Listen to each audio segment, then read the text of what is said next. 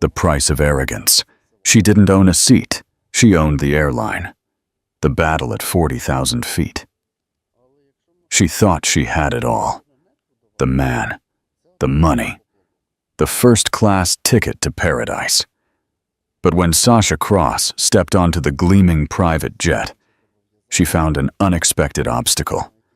Her lover's quiet wife. What began as a high-altitude power play turned into the most devastating humiliation of her life.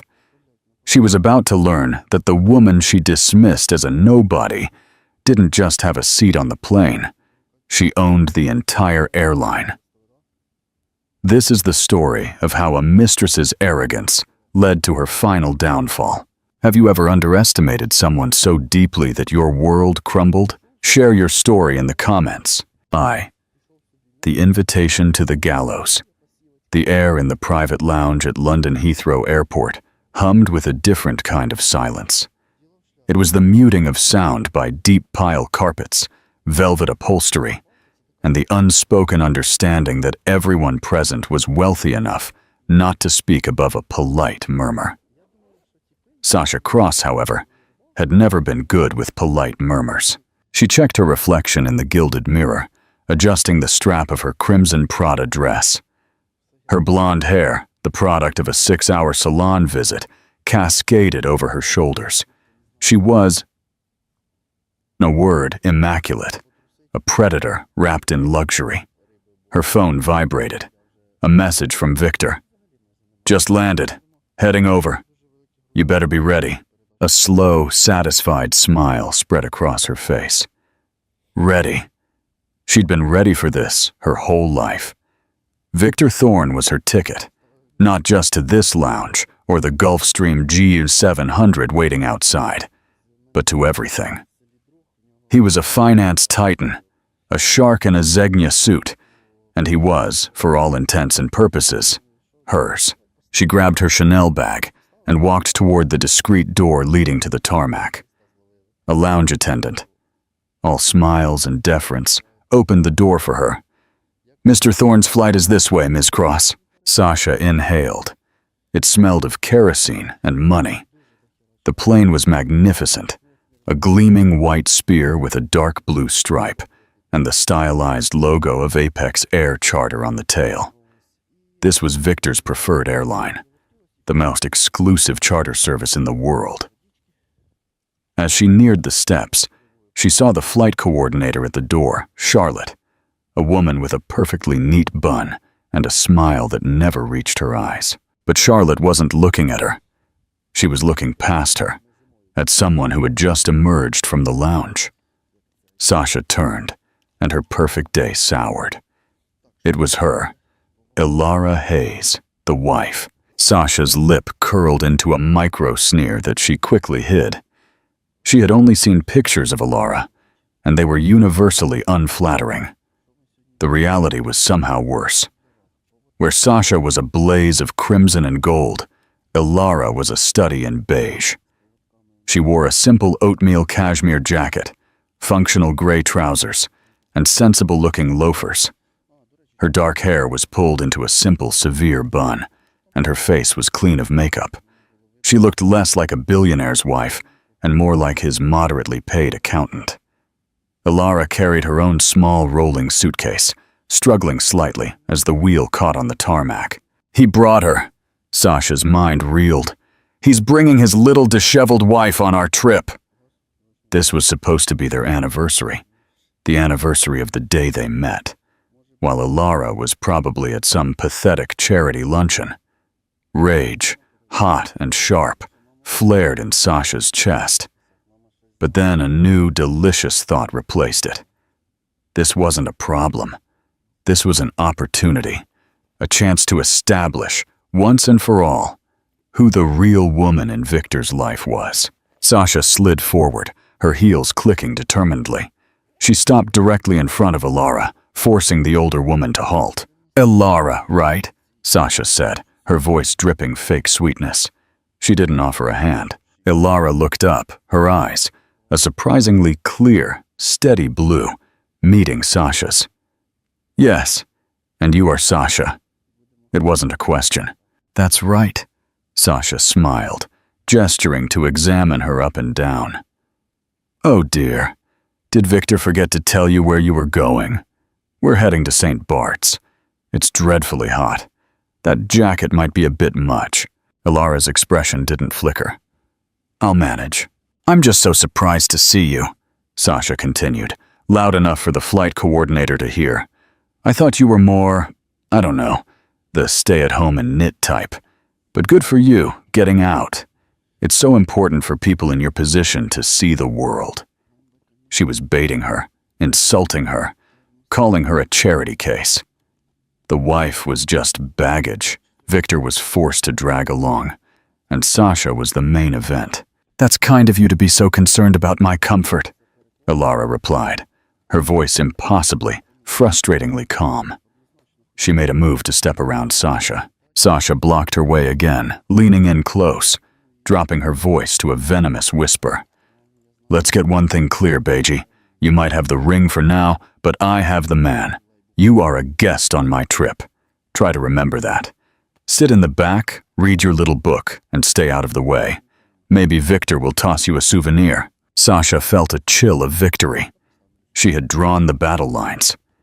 She watched Ilara's face, expecting the tears, the anger, the satisfying break in her composure. Ilara simply held her gaze for one long, silent moment. The sound of the jet's auxiliary power unit filled the gap. Are you quite finished? Ilara asked, as if inquiring about the time. Before Sasha could retort, a loud voice boomed across the tarmac. There you are. Victor Thorne appeared, all teeth and testosterone, his satellite phone already glued to his ear. No.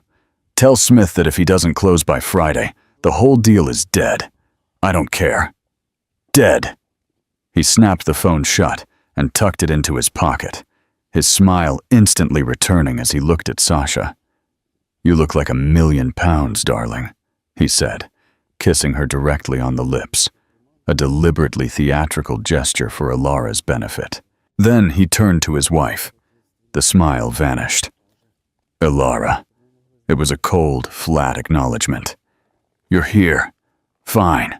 Get on the plane. Don't cause a scene.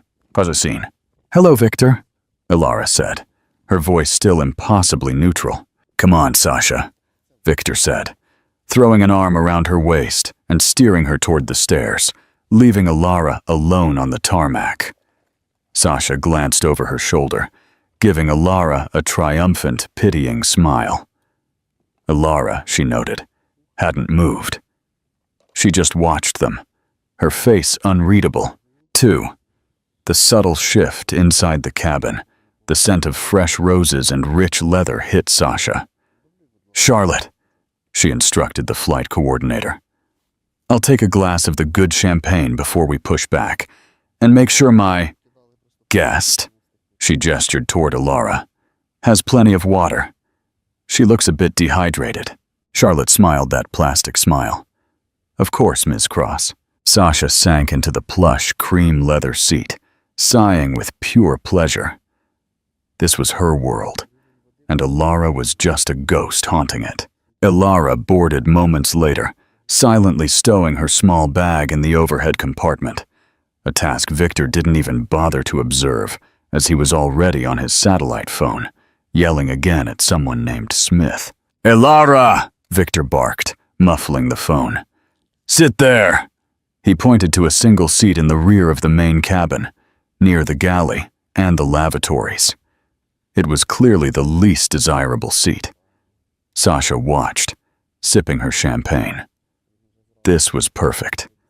The wife banished to the back. Ilara, without a word of protest, walked to the back, sat down, and buckled up.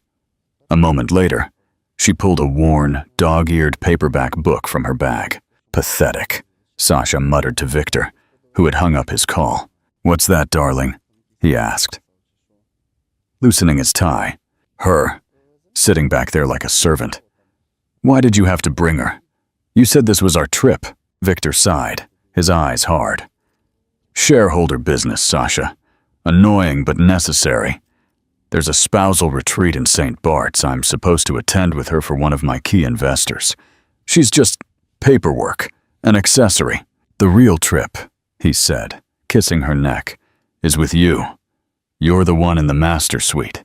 She's in the guest house, if she's lucky. This appeased Sasha. An accessory. She liked that. She was the star. Ilara was the background extra. The engines roared to life, and the G700 taxied down the runway with a powerful, smooth surge. Within minutes, they were airborne, soaring above the gray haze of New York. Once they reached cruising altitude, the performance began. Sasha was determined to make the next 5 hours as uncomfortable as possible for Ilara, and as gratifying as possible for herself. She laughed loudly at Victor's jokes. She fed him a chocolate-covered strawberry from the exquisite platter Charlotte served. She put her legs across his lap, whispering in his ear and kissing him deeply, all the while knowing Ilara was only a few rows back. She decided to take a series of selfies. She angled her phone, capturing the luxurious cabin, the champagne, and Victor's adoring gaze. In one shot, she deliberately tilted it to catch the background. There, just visible in the frame, was Ilara, a smudge of beige, engrossed in her book. Sasha wrote a caption for her private Instagram story, reserved for her closest frenemies. Finally off to paradise with my man. Had to bring the extra baggage, LOL. Some people just don't know when their time is up. Winning. First-class life. She hit send, feeling a rush of adrenaline. About an hour into the flight, Victor fell asleep, his head tilted back, snoring softly. The cabin went quiet, save for the hum of the engines. Sasha was bored. She unbuckled and decided to stretch her legs and pay the accessory a little visit. She sauntered toward the back of the plane, pretending to go to the lavatory. Ilara didn't look up from her book. Enjoying the flight? Sasha asked. Leaning on the bulkhead, Ilara finished her page, then slowly looked up. It's very smooth. Apex is the best, Sasha chirped. Victor, of course, only flies the best. He's one of their biggest clients. They treat him like royalty. We, she corrected herself, get everything we want. Ilara's gaze was unsettling. It wasn't fearful or angry. It was analytical, as if Sasha were an insect under a microscope. That must be very convenient for you, Ilara finally said. Oh, it is, Sasha purred. It's amazing what men will do for the women they are truly passionate about. All of this, she gestured around the cabin. This is what true love looks like. Not whatever you have. A piece of paper, a shared Christmas card list. It's also quaint. Sasha was trying to provoke her. A single tear, a tremor in her voice. Anything. Ilara simply marked her page. Are you insecure, Sasha? Sasha physically recoiled. What? I have everything. Look at me. Look at you. Who on this plane looks insecure? People who are secure don't need to announce that they're winning, Ilara said, her voice still quiet, but with a new, sharp edge that hadn't been on the tarmac. They simply win. You seem to be trying very hard to convince yourself of something. Sasha's face flushed with anger. You pathetic, dried-up relic! You think you're wise? You're a joke! You're a doormat! Victor is wiping his feet on you, and you're sitting there, reading a book. I am the future, Sasha hissed, losing her composure, her voice rising above the engine hum. I'm who he is building a life with. You're just the past he's too lazy to divorce. Victor, asleep in the front of the cabin, stirred. Sasha, what's going on back there? Sasha shot a look of pure hatred at Ilara, then regained her composure, strutting back to her seat. Nothing, darling. Just getting a drink. The guest was napping. She sat, fuming. The little beige mouse had claws. The audacity of her. Sasha stewed in her seat, her victory on the tarmac now feeling hollow. She needed to reassert her dominance, to prove to Alara and Victor who was truly in charge. And she knew exactly how to do it. 3. The final demand and the revelation. Over the next 2 hours, Sasha brooded. She drank 2 more glasses of champagne, the bubbles doing little to soothe the simmering indignation. She observed the cabin crew. There were 2 attendants in the main cabin, Charlotte and a younger man named Mark. They were ghosts in impeccable uniforms, efficient, polite, and invisible. But Sasha started noticing something, a subtle, almost imperceptible shift in their behavior. When Sasha had snapped her fingers for another glass, a habit she'd picked up, believing it made her look authoritative, Charlotte's smile had strained for a fraction of a second before complying. When Victor had tossed his used napkin onto the floor, Mark had picked it up with a smile. But their eyes were vacant. Their deference was professional, but it felt brittle, forced. Then Anakyo watched as Charlotte approached Alara's seat in the back. Sasha had to crane her neck to see.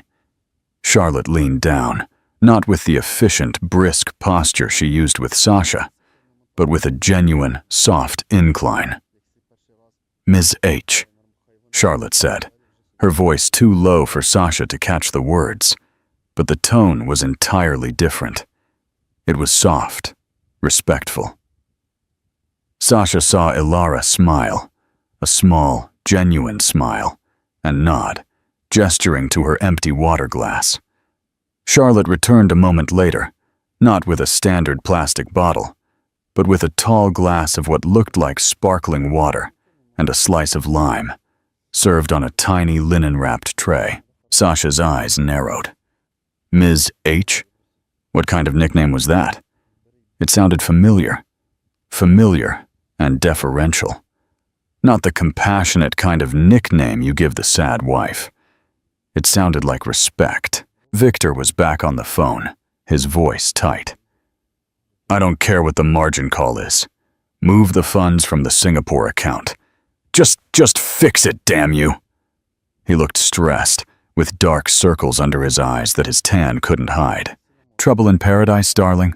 Sasha asked, running her foot up his leg. "Nothing for you to worry about, sweetheart," he said, stroking her knee distractedly. "Just market fluctuations." He no longer looked like the confident shark she had known. He looked desperate. Sasha decided to test a theory. She pressed the call button. Charlotte instantly appeared. "Yes, Ms. Cross? I've decided I want to celebrate. We're almost in St. Bart's." "Victor, darling," she cooed. "We should have a proper toast." Victor, who had just closed his laptop with a stressed sigh, looked grateful for the distraction. "Good idea, darling. Whatever you want." Sasha turned to Charlotte, a cunning, victorious smile on her face. "I want the 1998 Dom Perignon Rosé Gold. I know you have it. Victor has had it on this plane before." This was her checkmate. The 98 Rosé Gold was a legendary Omwe ultra-rare vintage, costing tens of thousands of pounds a bottle. To demand it was not a request. It was a statement of status. It was the kind of thing only a king like Victor could command. Charlotte's professional smile didn't just strain. It vanished. For a split second, she looked frightened. Then the mask returned. "The 1998 Dom Perignon Rosé Gold," Charlotte repeated slowly, as if engraving it into memory. "An excellent choice, Ms. Cross. Please wait one moment." She disappeared into the galley. A minute passed. Then 2. Sasha's smile began to fade. What was taking so long? Was she arguing with the pilot about it? Charlotte reappeared from the galley.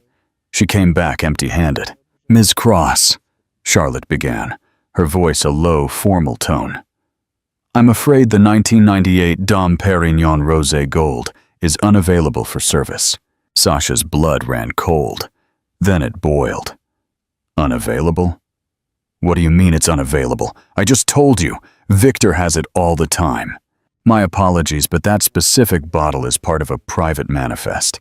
It is allocated. Allocated? Allocated to whom? Sasha demanded, her voice rising to a shriek. We are the only passengers. Are you telling me the pilots are drinking it? Victor, seeing his prize and his status slipping away, sat bolt upright. His industry titan voice returned. Now you listen here, Charlotte. I am paying over £100,000 for this flight. If my guest wants that champagne, she gets it. I don't care what manifest it's on. Go and get it. That is a command. Charlotte did not rush. She stood her ground, her hands clasped in front of her. Sir, she said, addressing Victor directly, her voice respectful but firm as iron. I cannot. That bottle was provided by special request of the owner. It is not part of the standard client cellar. It is from the owner's personal stock, and it is reserved. Sasha burst into a high, hysterical laugh. The owner? You think the owner is on this flight? Is he hiding in the cockpit? Victor looked furious. This is an outrage. I am Victor Thorne. I spend millions with this company. I am their owner for all intents and purposes. Who the hell on this plane is more important than me? Charlotte's gaze was steady. She did not blink. I am very sorry, Mr. Thorne, but my instructions are clear. The owner's private stock is unavailable. This is the worst service I have ever had, Sasha screamed, hitting the armrest. I am going to have you fired. I'm going to tell Victor to buy this entire pathetic airline and fire every single one of you. Sasha, shut up, Victor snapped, his face pale. He knew he'd been rebuffed, and it made him look weak. He turned back to Charlotte. This is unacceptable. Get me your manager. I am the chief flight coordinator, sir. There is no one else to speak to, Charlotte said. I can offer you our excellent 2000 Dom Perignon instead, and you can't have it. The voice wasn't Charlotte's. It was quiet. It was clear, and it came from the back of the plane. Sasha, Victor, and Charlotte spun around. Ilara Hayes had set her book down on her lap. She was looking at them, her expression no longer passive or analytical. It was one of mild annoyance, as if they were toddlers throwing a tantrum.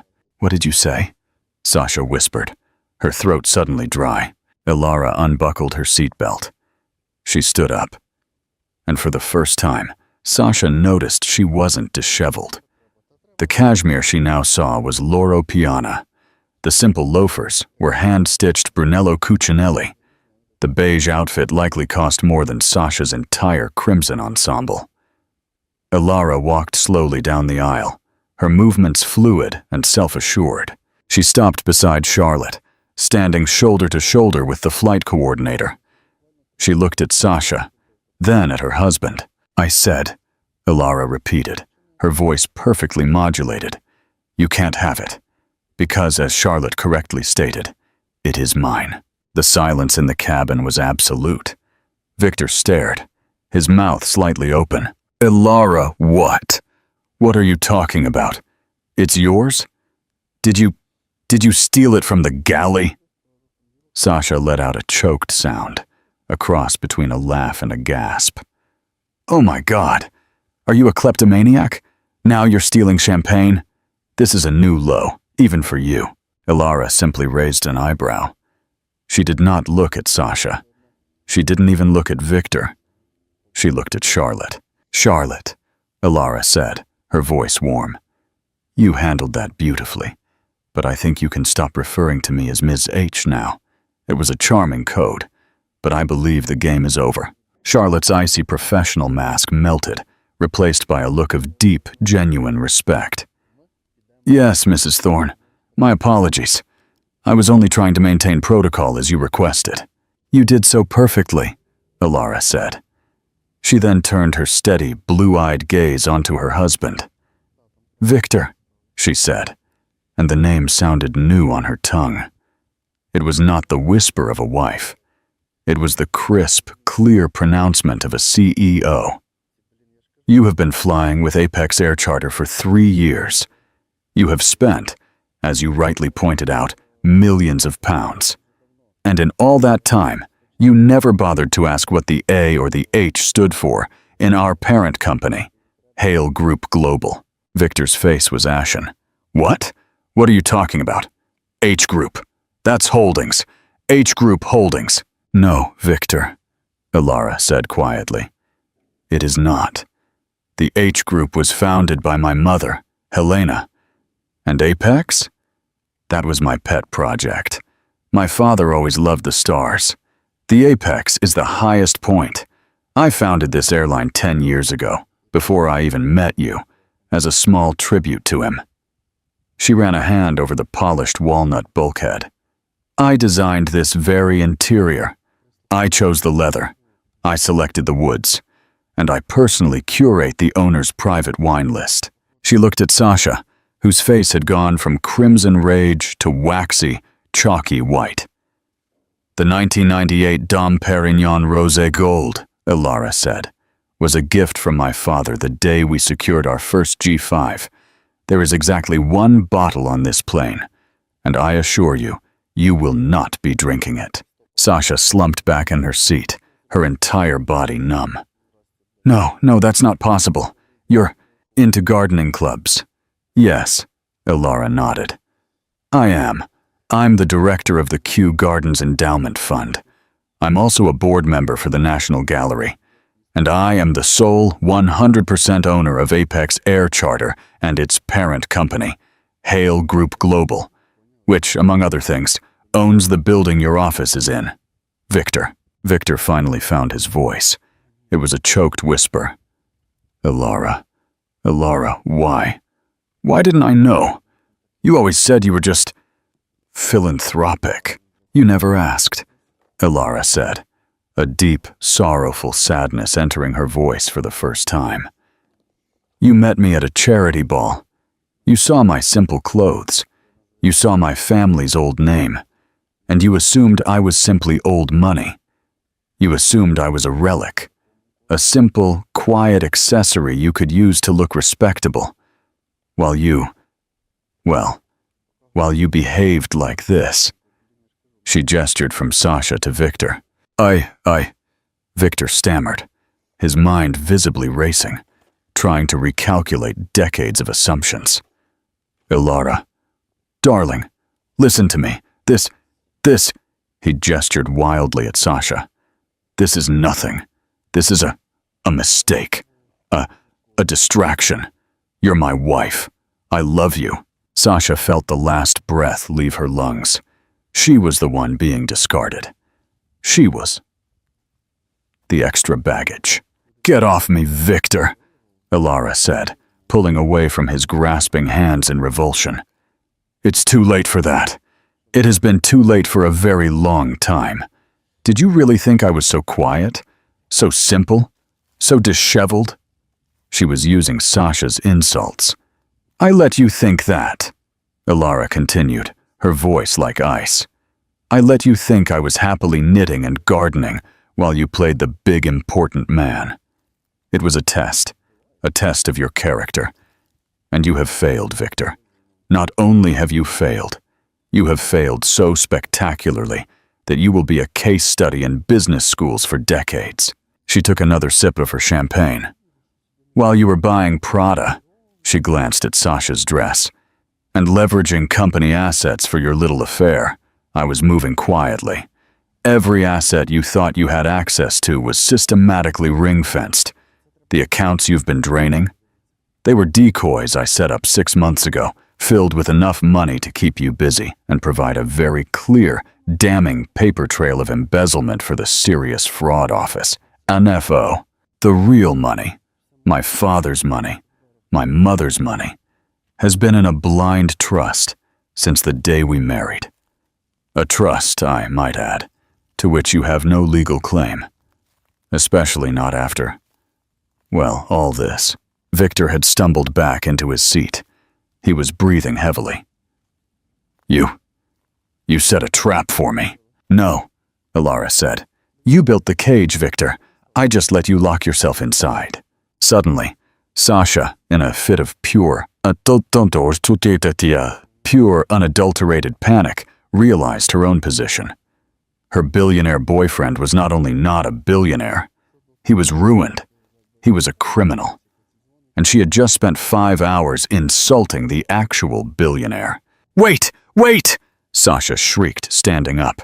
This isn't my fault. He told me you were a nobody. He lied to me. I'm a victim here too." She looked at Alara, eyes wide with desperation.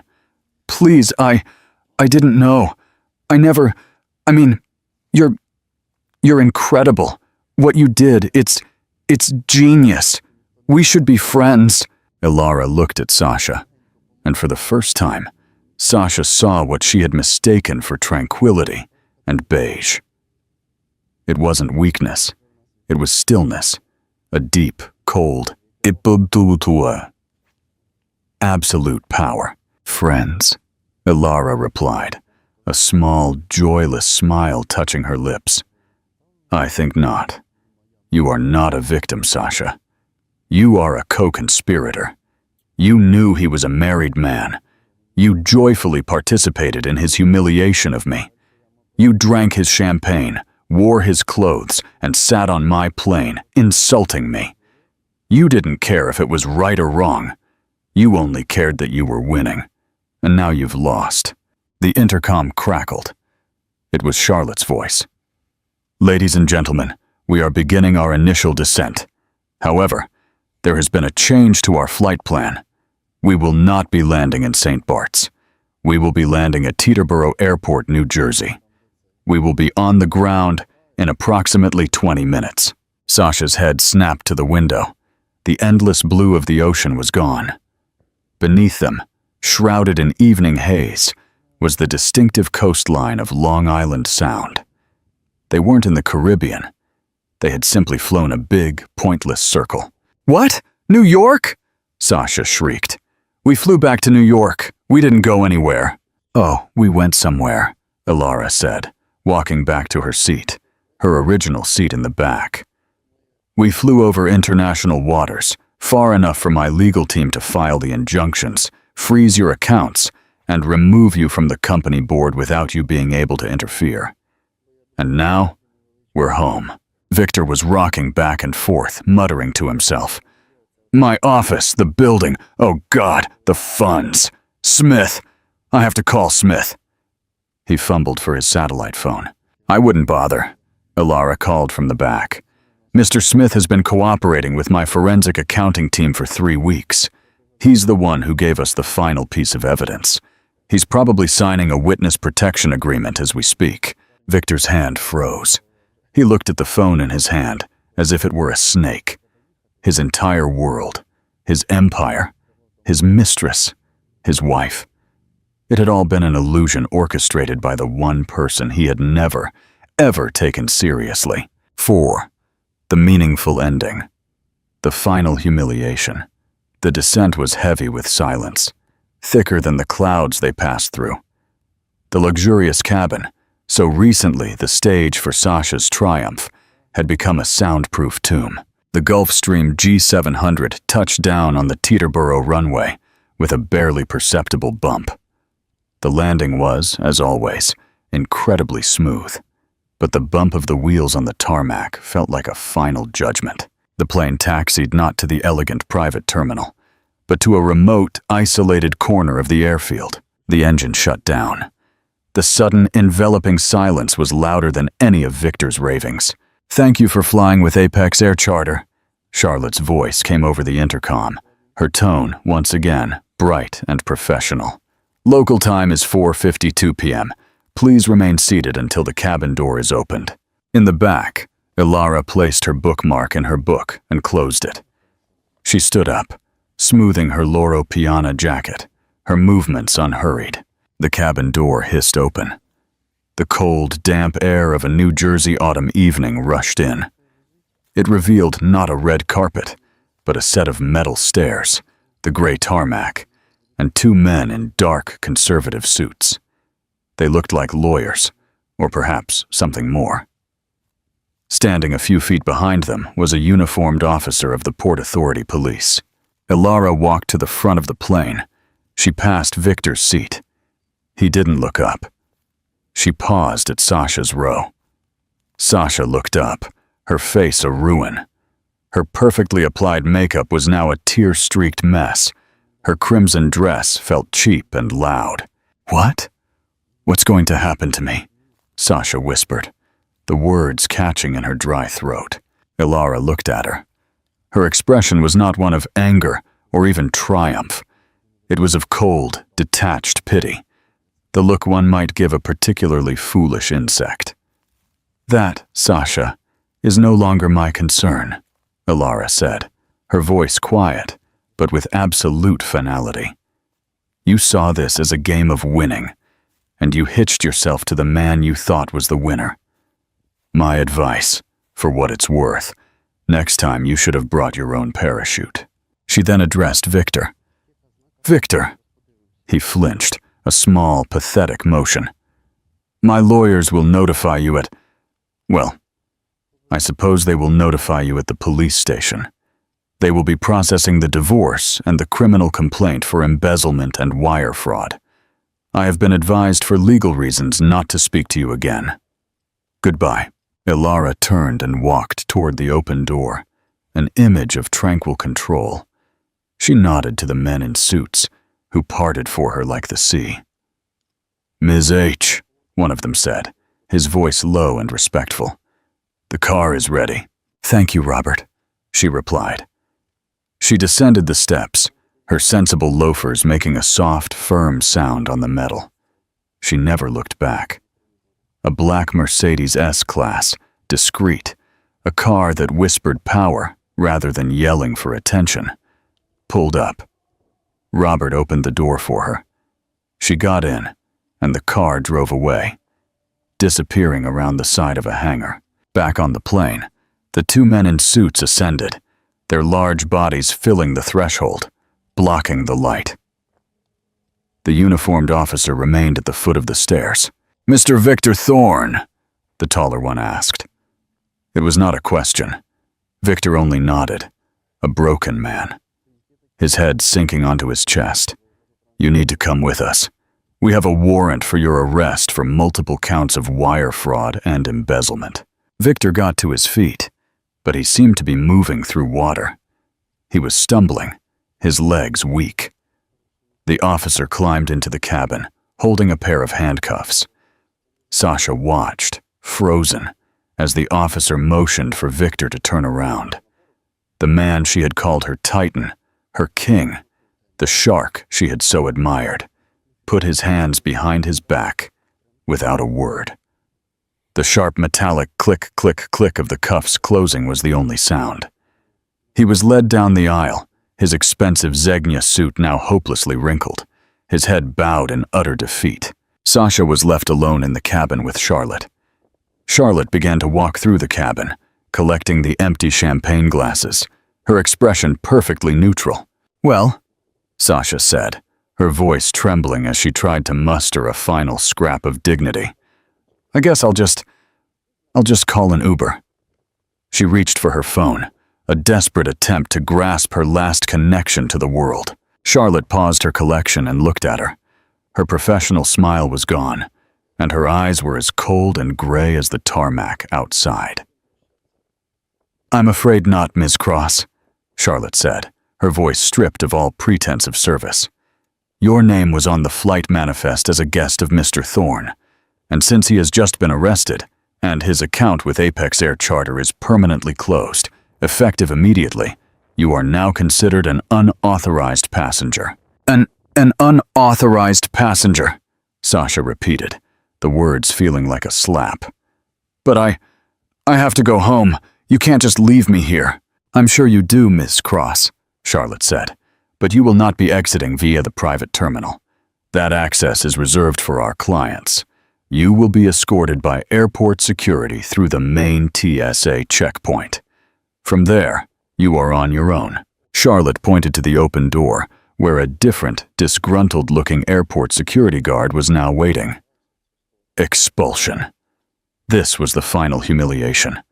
Not only was she being kicked off the plane, she was being kicked out of the world she had tried so hard to infiltrate. Sasha walked, head bowed, out of the aircraft, the cold air hitting her face. Her phone vibrated in her hand. It was an alert from her Instagram. The story she had posted hours ago, the one of her and Victor, the one that called Alara extra baggage, was suddenly, inexplicably, swamped with comments. Her world had ended, not with a bang, but with the quiet, satisfied click of a car door as the quiet wife drove away. Alara proved that true power doesn't need to be loud. She drove away with her dignity, her company, and her freedom, while Sasha and Victor were left only with the consequences of their own actions. V. Conclusion and morale. What did you think of Alara's ultimate power move? Have you ever seen karma delivered so perfectly? Tell us your take in the comments. If you loved this story of justice and unexpected twists, please hit the like button. Share this video with someone who needs to see it. And don't forget to subscribe to our channel for more real-life drama every week. We appreciate your support. The Aftershocks and the Final Price. The Aftershocks and the Alara Standard, 3 years later. 3 years had passed since the Gulfstream GRP landed at Teterboro Airport. For Victor Thorne, the fallout was complete and brutal. He was convicted of multiple fraud and embezzlement charges stemming directly from the paper trail Alara had meticulously prepared. His expensive Zegna suit was replaced by prison standard issue. He lost the Manhattan penthouse, the sports car, and every asset he had leveraged for his facade of success. Hale Group Global's civil suit ensured he was left with nothing but his debt. Alara's focus, however, was forward. She never attended the trial. She had already moved past Victor. Her commitment was to the firm she had rescued. At Apex Air Charter, the quiet revolution was complete. Alara personally promoted Charlotte, the chief flight coordinator, to director of global service integrity, and Mark, the flight attendant, to head of training. Their loyalty and integrity under pressure became the company standard. The culture shifted from servicing the loudest, most arrogant clients to prioritizing professionalism and ethical conduct, a stark contrast to the values Victor represented. "We don't sell luxury, we sell certainty," Alara stated in her first company-wide address. "We do not tolerate clients who abuse our staff or compromise our integrity. If a client mistakes our service for servitude, they will be liquidated." This became known in the industry as the Alara Standard, a brutal but effective mandate that quickly made Apex Air Charter the most respected, and paradoxically, even more exclusive service in the world. Clients understood. You had to behave. Alara herself spent her time chairing the Kew Gardens Endowment and quietly funding STEM programs for young women in engineering. Her personal fortune was untouched, and her identity was secure. She had weaponized her intelligence and then used the resulting power to build a better system. The final reflection, 5 years later. 5 years after being ejected from the private terminal, Sasha Cross sat in a small, windowless office at a high-street travel agency in a mid-level London suburb. The crimson Prada was long gone, replaced by a polyester uniform. Her job was booking economy flights and packages to the Canary Islands, a cruel, constant reminder of the paradise she had almost touched. She was no longer the dazzling, arrogant predator. Her humiliation had been complete. The Instagram story, the viral nature of the downfall, had instantly blacklisted her from the luxury sector. She was forced to take an honest job, one that paid just enough for her tiny flat and basic necessities. One dreary Wednesday afternoon, she took a phone call. "Thank you for calling Skyjet Travel. My name is Sarah. How may I help you?" "Yes, I need to charter a private jet." The voice on the line was precise, expensive, and familiar. "I require a heavy-lift jet for immediate transfer from London City to Geneva. I've heard the service from Apex Air Charter is unmatched." Sasha froze. Her heart hammered against her ribs. Apex Air Charter. Apex. Yes, sir, Sasha stammered, her voice thin. They are highly exclusive. I would need to check their manifest and client requirements. They are known for vetting clients quite rigorously. I am aware, the client said, a hint of impatience in his voice. The account name is Hale Group Global. You may check the owner's credentials. Sasha gripped her pen so tightly the plastic cracked. She pulled up the Apex Air Charter portal, a system she despised, but had to use. She clicked the executive account verification. She saw the familiar corporate logo and the name of the primary contact, Ilara Hayes. She looked at the screen, then at her own trembling hand. 5 years. She had spent 5 years blaming Victor, blaming the universe, blaming her bad luck. But in this moment, seeing Ilara's name next to the company she had built, Sasha finally saw the truth with terrifying clarity. Ilara hadn't just defeated her and Victor. Ilara had given Sasha exactly what she deserved. A small, honest life defined by competency, not complicity. Sasha closed her eyes for a brief moment. She processed the charter request clinically, her professionalism overriding her shame. She secured the client the jet, quoted the price, and completed the booking flawlessly. Your Apex Air Charter flight is confirmed, sir, Sasha concluded, her voice steady. Thank you for choosing Skyjet Travel. She hung up the phone. She looked at the image of the Apex logo on her screen, the emblem of the true queen. There was no anger left, only a cold, profound understanding. She wasn't small, Sasha whispered to the empty office. I was just looking at the wrong numbers. Her world hadn't crumbled because she chose the wrong man. Her world crumbled because she mistook quiet intelligence for insignificance, the costliest calculation error of her life. She picked up the phone, ready for the next call, a successful, if sober, saleswoman in a world she no longer hated, because she finally understood how to earn her place in it.